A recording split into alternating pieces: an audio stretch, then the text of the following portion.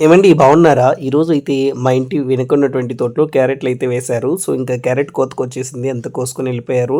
ఇంకా లాస్ట్‌లో కొంచెం ఉంటాయి కదా! అందరూ తీసుకెళ్తూ ఉంటే నేను కూడా తీసుకొనొచ్చాను. క్యారెట్ల పైన విపరీతమైనటువంటి మట్టి ఉందండి.